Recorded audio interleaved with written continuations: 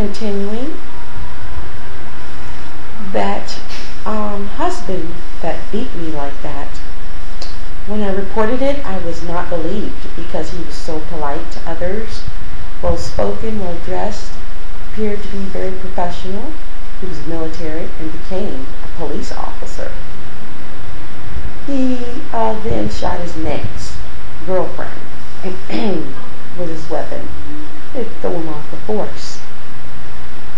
I remember that cousin, the female cousin who had bothered me in a sexual way and told me if I told she'd beat me up.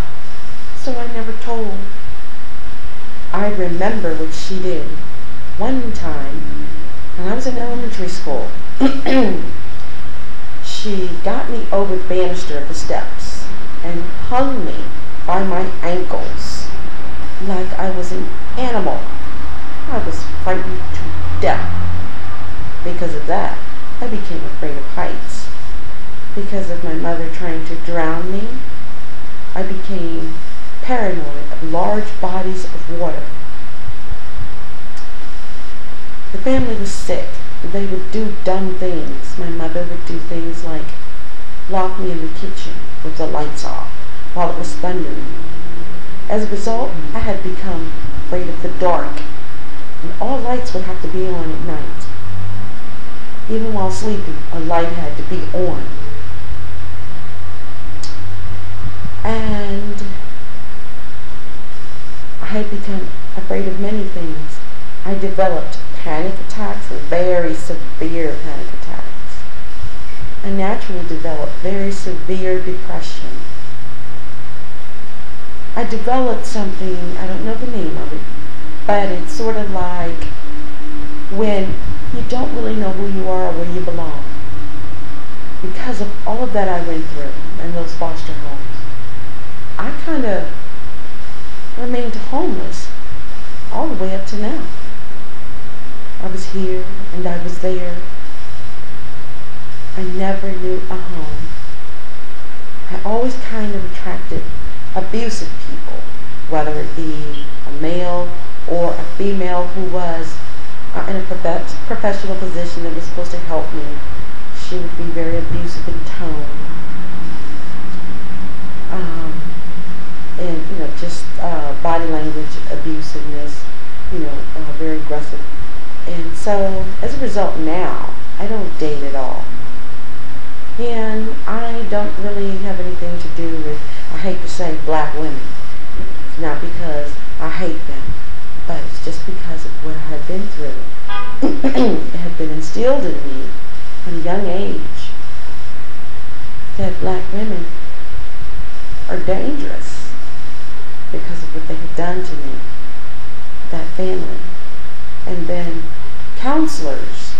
I remember a counselor when I was young, and I was in a foster home. He, molested me. I remember a cop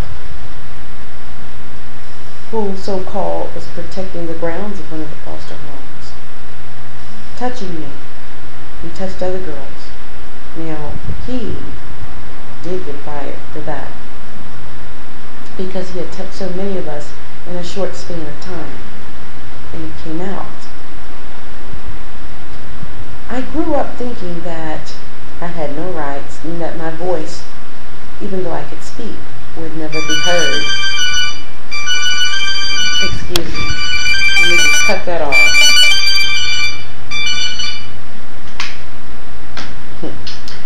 Not anyone I want to speak to, but I remember so much. And I became a difficult person to deal with.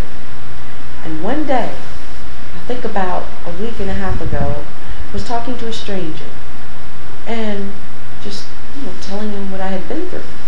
And I said, I wish I could tell all their asses off. And my daughter said, you know what? It's very possible. That's what's holding you back, Mommy, because you can't tell them off. You haven't done it.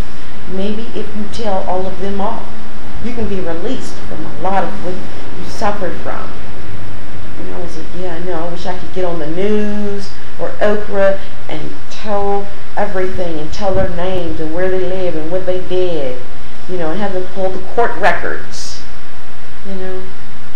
But so many people have been through what I've been through, and a lot of them have died, have killed themselves, OD'd on drugs, and I've cried for them because I understand why.